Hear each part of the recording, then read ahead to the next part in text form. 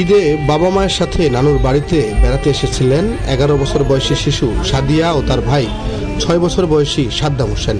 দুপুরে নাগর নদীতে গোসল করতে নেমে সাঁতার কেটে এক পাশ থেকে আরেক পাশে সাঁতরে যাওয়ার সময় ডুবে যায় দুজনে। কিছুক্ষণ পর বোনকে উদ্ধার করা হলেও ভাই সাদ্দাম হোসেন এখনও নিখোঁজ। ঠাকুরগাঁয়ের হরিপুর উপজেলার বকুয়া ইউনিয়নের মানিখারি গ্রামে এই ঘটনা। রংপুর সদর উপজেলার জলচক্র গ্রামের আমিনুল ইসলামের 2 সন্তান সাদিয়া ও সাদ্দাম।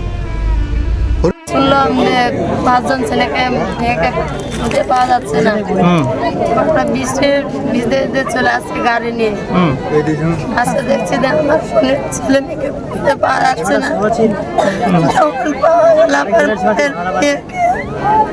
ওদের বাড়ি হচ্ছে রংপুর গ্রামে। ওরা মেহমান আসছিল এখানে আমগাঁও, ওর নানির বাসা থেকে।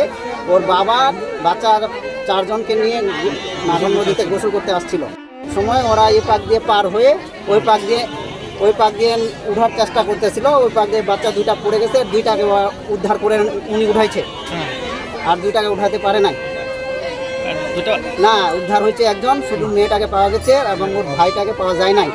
ওর সাথে ছিল ওর শালার ছেলে, ওটাকে উদ্ধার করছে উনি, আর ওর শালির ছেলে, শালির মেয়ে।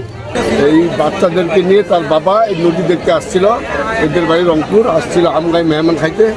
ওইখান থেকে আসার পর নদী দেখতে আসছে।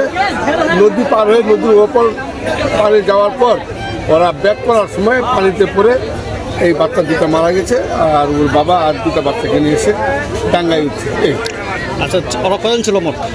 মোট হলো 5 জন, 4টা বাচ্চা আর ওর ওই বাচ্চার 2টার বাবা।